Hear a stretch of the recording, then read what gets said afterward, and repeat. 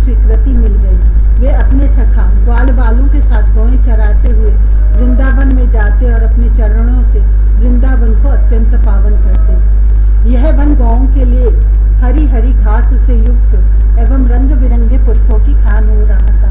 आगे आगे गौएं, उनके पीछे पीछे बांसुरी बजाते हुए श्याम सुंदर, तदंतर बलराम और फिर श्री कृष्ण के यश का गान करते हुए ग्वाल बाल। इस प्रकार विहार करने के लिए उन्होंने उस वन में प्रवेश किया। उस वन में कहीं तो भौरे बड़ी मधुर गुंजार कर रहे थे, कहीं झुंड के झुंड हरिण चौकड़ी भर रहे थे और कहीं सुंदर सुंदर पक्षी चहक रहे थे। बड़े ही सुंदर सुंदर सरोवर थे, जिनका जल महात्माओं के हृदय के समान स्वच्छ और निर्मल था। उनमें खिले हुए कमलों के सौरभ से सुवासित होकर शीतल मंद सुगंध वायु उस वन की सेवा कर रही थी। इतना मनोहर था वह वन कि उसे देखकर भगवान ने मन ही मन उसमें विहार करने का संकल्प किया। पुरुषोत्तम भगवान ने देखा कि बड़े बड़े वृक्ष फल और फूलों के भार से झुककर अपनी डालियों और नूतन कोंपलों की लालिमा से उनके चरणों का स्पर्श कर रहे हैं। तब उन्होंने बड़े आनंद से कुछ मुस्कुराते हुए से अपने बड़े भाई बलराम जी से कहा।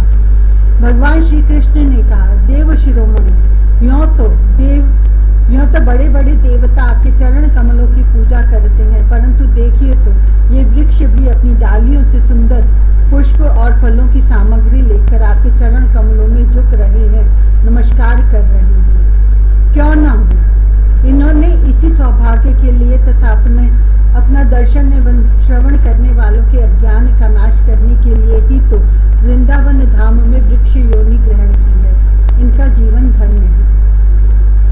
आदि पुरुष, यद्यपि आप इस वृंदावन में अपने ऐश्वर्य रूप को छिपाकर बालकों सी लीला कर रहे हैं, फिर भी आपके श्रेष्ठ भक्त मुनिगण अपने इष्ट देव को पहचान कर यहाँ भी प्रायः भौरों के रूप में आपके भुवन पावन यश का निरंतर गान करते हुए आपके भजन में लगे रहते हैं। वे एक क्षण के लिए भी आपको नहीं छोड़ना चाहते। भाई जी, वास्तव में आप ही स्तुति करने योग्य हैं। देखिए, आपको अपने घर आया। देखिए, मोर आपके दर्शनों से आनंदित होकर नाच रहे हैं। हरिणी अमृग नयनी गोपियों के समान अपनी प्रेम भरी तिरछी चितवन से आपके प्रति प्रेम प्रकट कर रही हैं, आपको प्रसन्न कर रही हैं। ये कोयले अपनी मधुर कुहू कुहू ध्वनि से आपका कितना सुंदर स्वागत कर रही हैं। ये वनवासी होने पर भी धन्य हैं, क्योंकि सत्पुरुषों का स्वभाव ही ऐसा होता है कि वे घर आए अतिथि को अपनी प्रिय से प्रिय वस्तु भेंट कर देते हैं। आज यहाँ की भूमि अपनी हरी हरी घास के साथ आपके चरणों का स्पर्श प्राप्त करके धन्य हो रही है। यहाँ के वृक्ष, लताएं और झाड़ियाँ आपकी उंगलियों का स्पर्श पाकर अपना अहोभाग्य मान रही हैं। आपकी दया भरी चितवन से नदी, पर्वत, पशु पक्षी सब कृतार्थ हो रहे हैं और ब्रज की गोपियां आपके वक्षः स्थल का स्पर्श प्राप्त करके, जिसके लिए स्वयं लक्ष्मी भी लालायित रहती हैं, धन्य धन्य हो रही हैं। श्री सुखदेव जी कहते, परीक्षित, इस प्रकार परम सुंदर वृंदावन को देखकर भगवान श्री कृष्ण बहुत ही आनंदित हुए। वे अपने सखा ग्वाल बालों के साथ गोवर्धन की तराई में यमुना तट पर गौओं को चराते हुए अनेकों प्रकार की लीलाएं करने लगे। एक और ग्वाल बाल भगवान श्री कृष्ण के चरित्रों की मधुरता ने छेड़े रहते हैं, तो दूसरी ओर बलराम जी के साथ वनमाला पहने हुए श्री कृष्ण मतवाले भौरों की सुरीली गुड़गुड़ाहट में अपना स्वर मिलाकर मधुर संगीत अलापने लगते हैं। कभी कभी श्री कृष्ण कूजते हुए राजहंसों के साथ स्वयं भी कूजने लगते हैं और कभी नाचते हुए मोरों के साथ स्वयं भी ठुमुक ठुमुक नाचने लगते हैं और ऐसा नाचते हैं कि मयूर को उपहासास्पद बना देते हैं। कभी मेघ के समान गंभीर वाणी से दूर गए हुए पशुओं को उनका नाम ले लेकर बड़े प्रेम से पुकारते हैं। उनके कंठ की मधुर ध्वनि सुनकर गायों और ग्वाल वालों का चित्त भी अपने वश में नहीं रहता। कभी चकोर, क्रौंच, करांकुल, चकवा, भरदूल और मोर आदि पक्षियों की सी बोली बोलते, तो कभी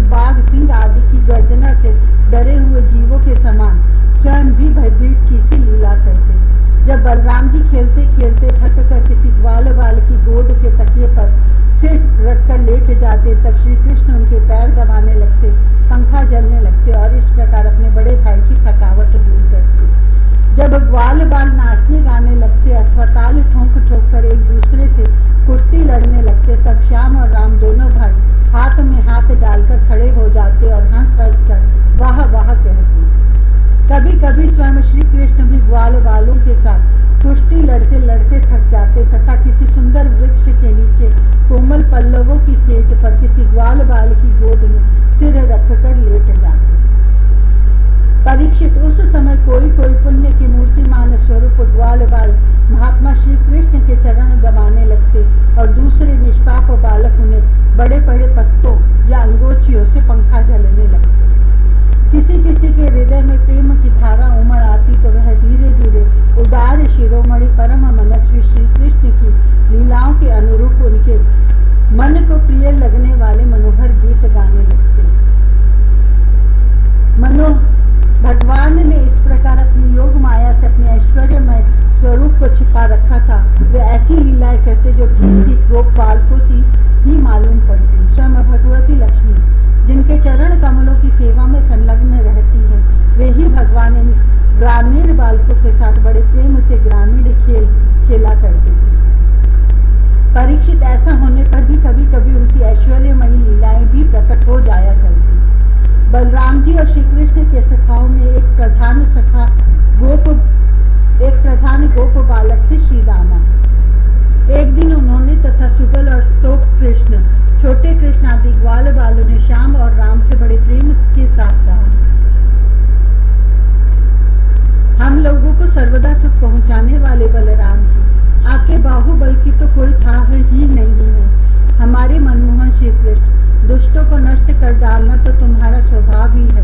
यहाँ से थोड़ी ही दूर पर एक बड़ा भारी वन है, बस उसमें पांत के पांत ताड़ के वृक्ष भरे पड़े हैं। वहाँ बहुत से ताड़ के फल पक पक कर गिरते रहते हैं और बहुत से पहले के गिरे हुए भी हैं, परंतु वहाँ धेनुका नाम का एक दुष्ट दैत्य रहता है। उसने उन फलों पर रोक लगा रखी है। बलराम जी और भैया श्री कृष्ण, वह दैत्य गधे के रूप में रहता है। वह स्वयं बड़ा बलवान है ही, उसके साथ और भी बहुत से उसी के समान बलवान दैत्य उसी रूप में रहते हैं। मेरे शत्रुघाती भैया, उस दैत्य ने अब तक न जाने कितने मनुष्य खा डाले हैं। यही कारण है कि उसके डर के मारे मनुष्य उसका सेवन नहीं करते और पशु पक्षी भी उस जंगल में नहीं जाते। उसके फल हैं तो बड़े सुगंधित, परंतु हमने कभी नहीं खाए। देखो ना, चारों ओर उन्हीं की मंद मंद सुगंध फैल रही है। तनिक सा ध्यान देने से उसका रस मिलने लगता है। श्री कृष्ण, उनकी सुगंध से हमारा मन मोहित हो गया और उन्हें पाने के लिए मचल रहा है। तुम हमें वे फल अवश्य खिलाओ। दाओ दादा, हमें उन फलों की बड़ी उत्कट अभिलाषा है। आपको रुचि तो वहाँ अवश्य चलिए। अपने सखा ग्वाल बालों की यह बात सुनकर भगवान श्री कृष्ण और बलराम जी दोनों हंसे और फिर उन्हें प्रसन्न करने के लिए उनके साथ ताल वन के लिए चल पड़े। उस वन में पहुंचकर बलराम जी ने अपनी बाहों से उन ताड़ के पेड़ों को पकड़ लिया और मतवाले हाथी के बच्चे के समान उन्हें बड़े जोर से हिला हिलाकर बहुत से फल नीचे गिरा दिए। जब गधे के रूप में रहने वाले दैत्य ने फलों के गिरने का शब्द सुना, तब वह पर्वतों के साथ सारी पृथ्वी को कंपाता हुआ उनकी ओर दौड़ा। वह बड़ा बलवान था। उसने बड़े वेग से बलराम जी के सामने आकर अपने पिछले पैरों से उनकी छाती में दुलत्ती मारी और इसके बाद वह दुष्ट बड़े जोर से रेंगता हुआ वहां से हट गया। राजन, वह गधा क्रोध से भरकर फिर रेंगता हुआ दूसरी बार बलराम जी के पास पहुंचा और उनकी ओर पीट करके फिर बड़े क्रोध से अपने पिछले पैरों की दुलत्ती चढ़ाई। श्री बलराम जी ने अपने एक ही हाथ से उसके दोनों पैर पकड़ लिया और उसे आकाश में घुमाकर एक ताड़ के पेड़ पर दे मारा। घुमाते समय ही उस गधे के प्राण पखेरु उड़ गए थे। उसके गिरने की चोट से वह महान ताड़ का वृक्ष, जिसका ऊपरी भाग बहुत विशाल था, स्वयं तो तड़तड़ाकर गिर ही पड़ा।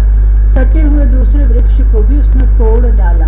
उसने तीसरे ने चौथे को इस प्रकार एक दूसरे को गिराते हुए बहुत से ताल वृक्ष गिर पड़े। बलराम जी के लिए तो यह एक खेल था, परंतु उनके द्वारा फेंके हुए गधे के शरीर से चोट खा कर वहां सब के सब ताड़ गिर गए। ऐसा जान पड़ा मानो सबको झंझावत ने झकझोर दिया हो। भगवान बलराम स्वयं जगदीश्वर है। उनमें यह सारा संसार ठीक वैसे ही ओत प्रोत है जैसे सूतों में वस्त्र। तब भला उनके लिए यह कौन आश्चर्य की बात है। उस समय धेनुकासुर के भाई बंधु अपने भाई के मारे जाने से क्रोध के मारे आग बबूला हो गए। सब के सब गधे बलराम जी और श्री कृष्ण पर बड़े वेग से टूट पड़े।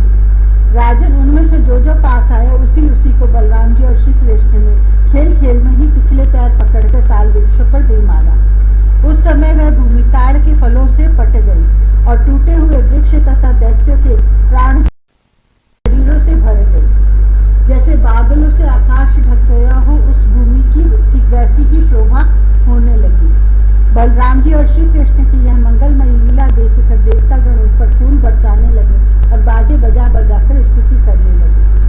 जिस दिन धेनुकासुर मरा, उसी दिन से लोग निडर होकर उस वन के ताल फल खाने लगे और पशु भी स्वच्छंदता के साथ घास चरने लगे।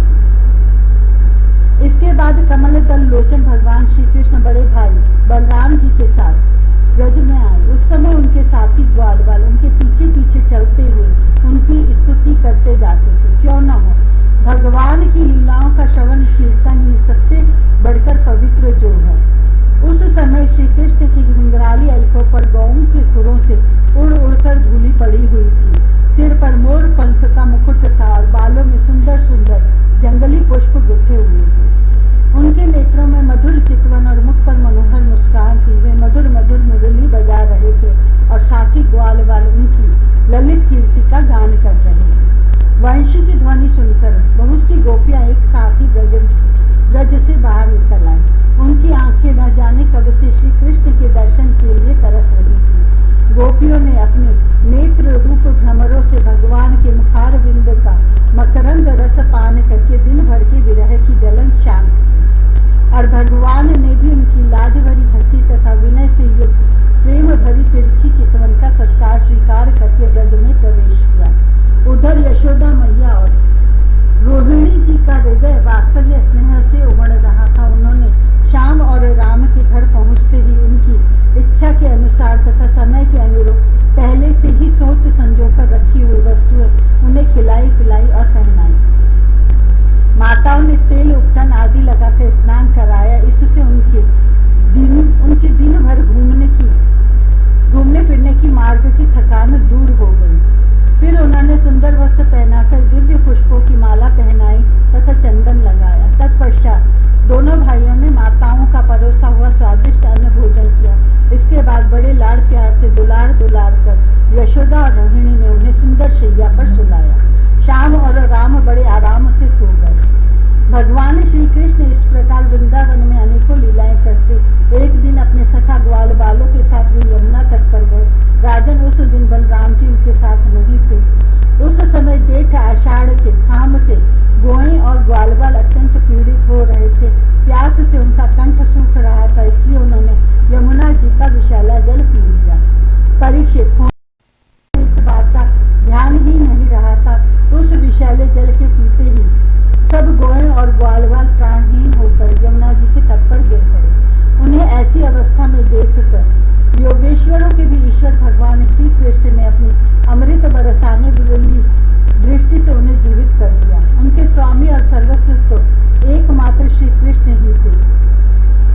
परीक्षित, चेतना आने पर वे सब यमुना जी के तट पर उठ खड़े हुए और आश्चर्यचकित होकर एक दूसरे की ओर देखने लगे। राजन, अंत में उन्होंने यही निश्चय किया कि हम लोग विषैला जल पी लेने के कारण मर चुके थे, परंतु हमारी श्री कृष्ण ने अपनी अनुग्रह भरी दृष्टि से देखकर हमें फिर से जिला दिया है। 16वां अध्याय, कालिया पर कृपा। श्री सुखदेव जी कहते, परीक्षित, भगवान श्री कृष्ण ने देखा कि महाविषधर कालिय नाग ने यमुना जी का जल विशाला कर दिया है।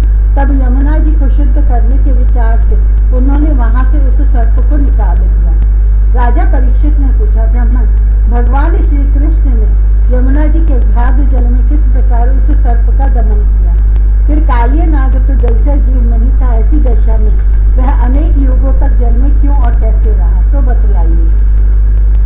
ब्रह्म स्वरूप महात्मन भगवान अनंत हैं। वे अपनी लीला प्रकट करके स्वच्छंद विहार करते हैं। गोपाल रूप से उन्होंने जो उदार लीला की है वह तो अमृत स्वरूप है, भला उसके सेवन से कौन तृप्त हो सकता।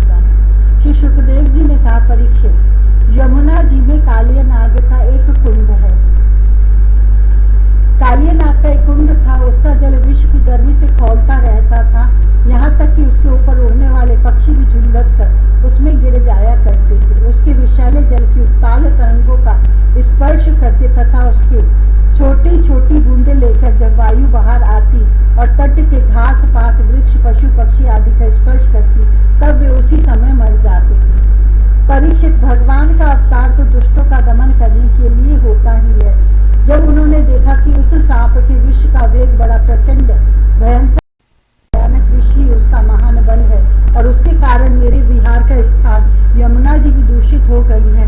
तब भगवान श्री कृष्ण अपनी कमर का फेंटा कसकर एक बहुत ऊंचे कदम्ब के वृक्ष पर चढ़ गए और वहां से ताल ठोंक कर उस विषैले जल में कूद पड़े।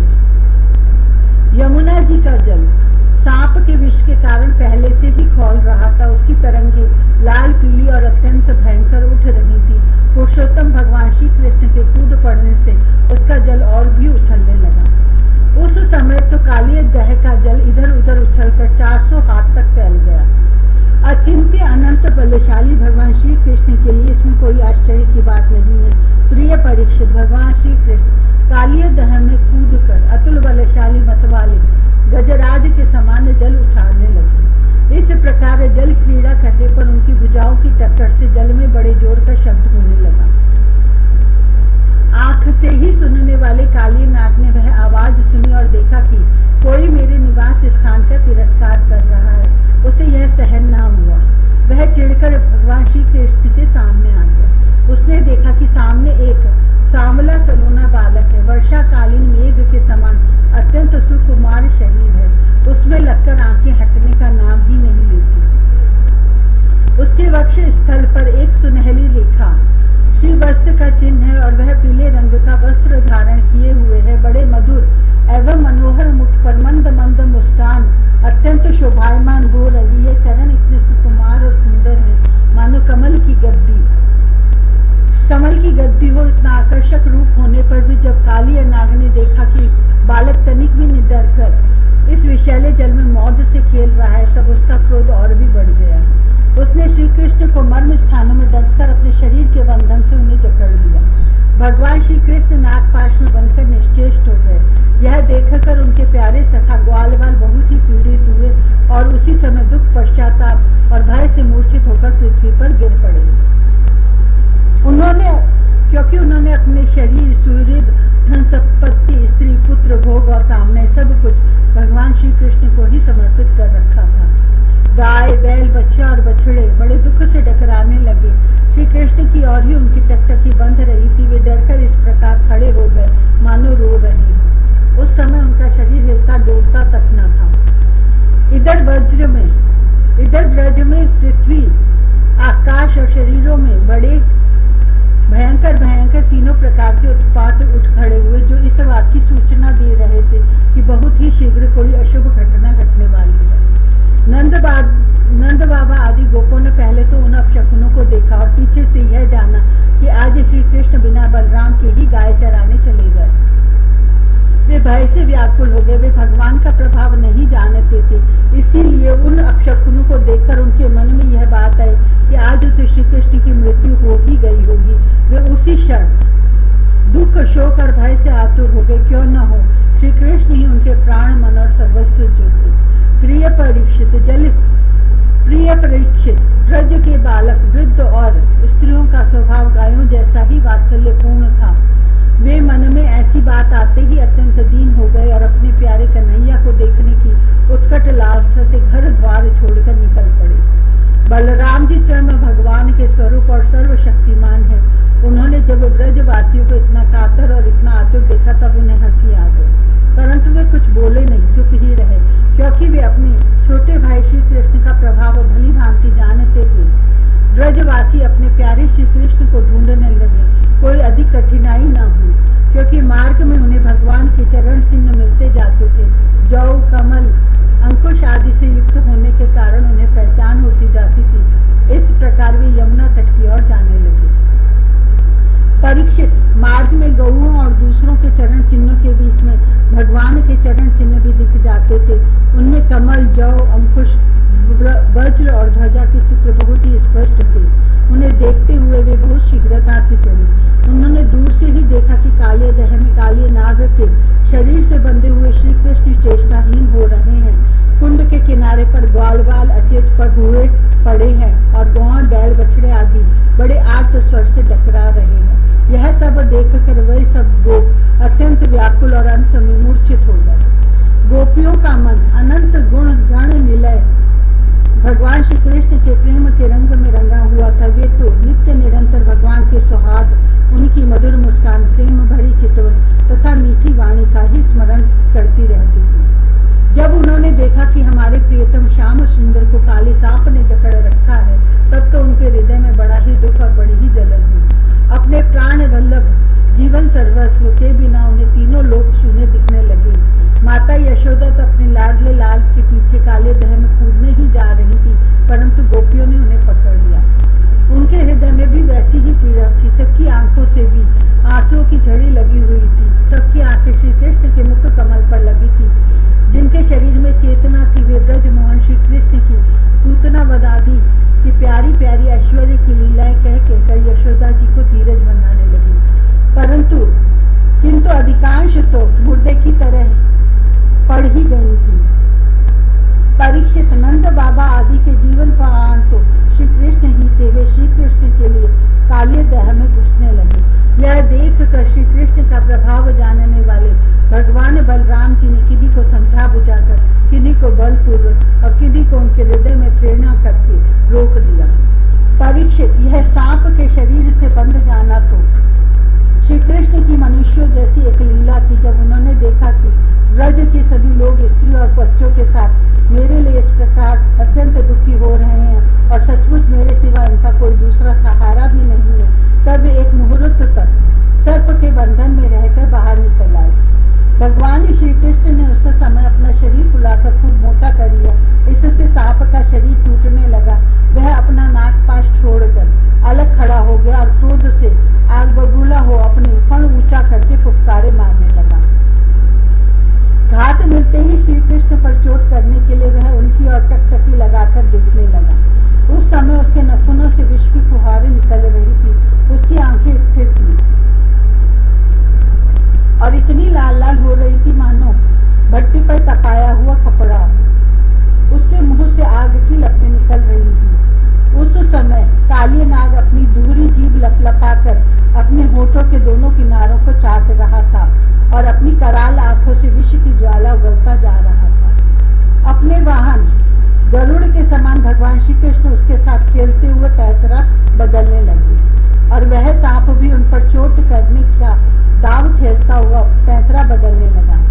इस प्रकार पैंतरा बदलते बदलते उसका बल क्षीण हो गया। तब भगवान श्री कृष्ण ने उसके बड़े बड़े सिरों को तनिक दबा दिया और उछलकर उन पर सवार हो गए।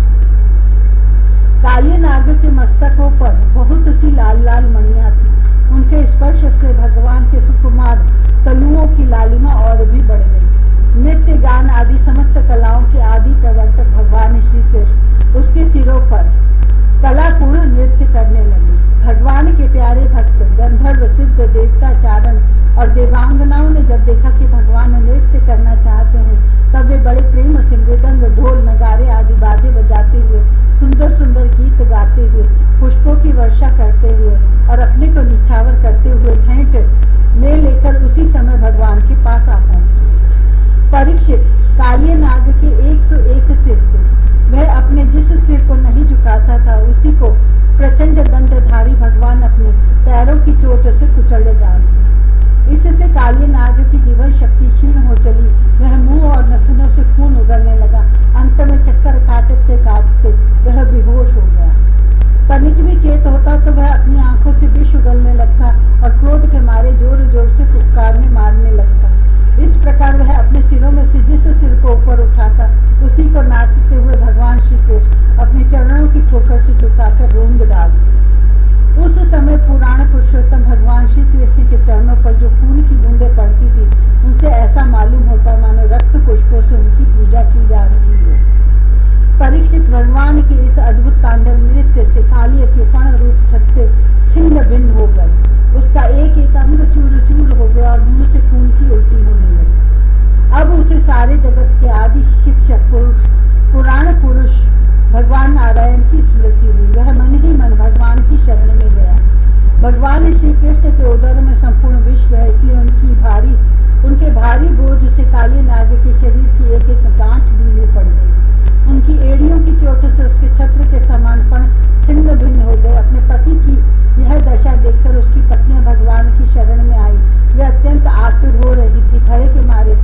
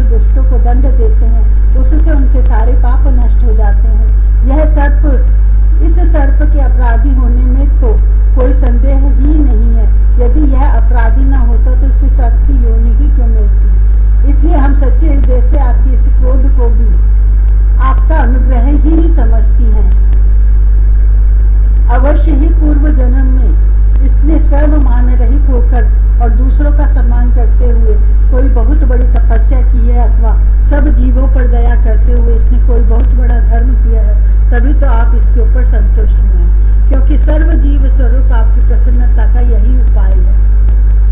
भगवान हम नहीं समझ पाती कि यह इसकी इनका फल है, तो जो यह आपके चरण कमलों की धूल का स्पर्श पाने का अधिकारी हुआ है, आपके चरणों की रज इतनी कि उसके लिए आपकी अर्धांगिनी लक्ष्मी जी को भी बहुत दिनों तक समस्त भोगों का त्याग करके नियमों का पालन करते हुए तपस्या करनी पड़ी। प्रभु, जो आपके चरणों की धूलि की शरण ले लेते हैं, वे भक्त जन स्वर्ग का राज्य, पृथ्वी की बादशाही नहीं चाहते, न वे रसातल का ही राज्य चाहते हैं और न तो ब्रह्मा का पद ही लेना चाहते हैं। उन्हें अणिमादि योग सिद्धियों की भी चाह नहीं होती, यहाँ तक कि वे जन्म मृत्यु से छुड़ाने वाले कैवल्य मोक्ष की भी इच्छा नहीं करते। स्वामी, यह नागराज तमोगुणी योनि में उत्पन्न हुआ है और अत्यंत क्रोधी है, फिर भी इसे आपकी वह परम पवित्र चरण रज प्राप्त हुई जो दूसरों के लिए सर्वथा दुर्लभ है, तथा जिसको प्राप्त करने की इच्छा मात्र से ही संसार चक्र में पड़े हुए जीव को संसार की वैभव संपत्ति की तो बात ही क्या, मोक्ष की भी प्राप्ति हो जाती है। प्रभु, हम आपको प्रणाम करती हैं। आप अनंत एवं अचिंत्य ऐश्वर्य के नित्य निधि हैं। आप सबके अंतःकरणों में विराजमान होने पर भी अनंत हैं। आप समस्त प्राणियों और पदार्थों के आश्रय तथा सब पदार्थों के रूप में भी विद्यमान हैं। आप प्रकृति से परे स्वयं परमात्मा हैं। आप सब प्रकार के ज्ञान और अनुभवों के खजाने हैं। आपकी महिमा और शक्ति अनंत है। आपका स्वरूप अप्राकृत दिव्य चिन्मय है। प्राकृतिक गुणों एवं विकारों का आप कभी स्पर्श ही नहीं करते। आप ही ब्रह्म हैं। हम आपको नमस्कार कर रहे हैं। आप प्रकृति में शोभ उत्पन्न करने वाले काल हैं, काल शक्ति के आश्रय हैं और काल के क्षण कल्प आदि समस्त अवयवों के साक्षी हैं। आप विश्व रूप होते हुए भी उससे अलग रहकर सब उसके दृष्टा हैं। आप उसके बनाने वाले निमित्त कारण तो है ही, उस रूप में बनने वाले उपादान कारण भी हैं। प्रभु, पंचभूत, उनकी तन्मात्राएं, इंद्रियां, प्राण, मन, बुद्धि और इन सब का खजाना चित्त, ये सब आप ही हैं। तीनों गुण और उनके कार्यों में होने वाले अभिमान के द्वारा आपने अपने साक्षात्कार को छिपा रखा है। आप देश काल और वस्तुओं की सीमा से बाहर अनंत हैं, सूक्ष्म से भी सूक्ष्म और कार्य कारणों के समस्त विकारों में भी एक रस, विकार रहित और सर्वज्ञ है। ईश्वर है कि नहीं है, सर्वज्ञ है कि अल्पज्ञ इत्यादि अनेकों मतभेदों के अनुसार आप उन मतवादियों को उन्हीं रूपों में दर्शन देते हैं। समस्त शब्दों के अर्थ के रूप में तो आप हैं ही, शब्दों के रूप में भी हैं और उन दोनों का संबंध जोड़ने वाली शक्ति भी आप ही हैं। हम आपको नमस्कार करते हैं। प्रत्यक्ष, अनुमान आदि जितने भी प्रमाण हैं, उनको प्रमाणित करने वाले मूल आप ही हैं। समस्त शास्त्र आपसे ही निकले हैं और आपका ज्ञान स्वतः सिद्ध है। आप ही मन को लगाने की विधि के रूप में और उसको सब कहीं से हटा लेने की आज्ञा के रूप में प्रवृत्ति मार्ग और निवृत्ति मार्ग है। इन दोनों के मूल वेद भी स्वयं आप ही हैं। हम आपको बार बार नमस्कार करते हैं। आप शुद्ध सत्वमय वसुदेव के पुत्र वासुदेव, संकर्षण एवं प्रद्युम्न और अनिरुद्ध भी हैं। इस प्रकार चतुर्व्यूह के रूप में आप भक्तों तथा यादवों के स्वामी हैं। श्री कृष्ण, हम आपको नमस्कार करते हैं। आप अंतःकरण और उसकी वृत्तियों के प्रकाशक हैं और उन्हीं के द्वारा अपने आप को ढक रखते हैं। उन अंतःकरण और वृत्तियों के द्वारा ही आपके स्वरूप का कुछ संकेत भी मिलता है। आप उन गुणों और उनकी वृत्तियों के साक्षी तथा स्वयं प्रकाश हैं। हम आपको नमस्कार करते हैं। आप मूल प्रकृति में नित्य विहार करते रहते हैं। समस्त स्थूल और सूक्ष्म जगत की सिद्धि आपसे ही होती है। ऋषिकेश, आप मननशील आत्मा राम हैं। मौन ही आपका स्वभाव है। आपको हमारा नमस्कार है। आप स्थूल सूक्ष्म समस्त गतियों के जानने वाले तथा सबके साक्षी हैं। आप नाम रूपात्मक विश्व प्रपंच के निषेध की अवधि तथा उसके अधिष्ठान होने के कारण विश्व रूप भी है। आप विश्व के अध्यास तथा अपवाद के साक्षी हैं एवं अज्ञान के द्वारा उसकी सत्यत्व भ्रांति एवं स्वरूप ज्ञान के द्वारा उसकी आत्यंतिक निवृत्ति के भी कारण है। आपको हमारा नमस्कार है।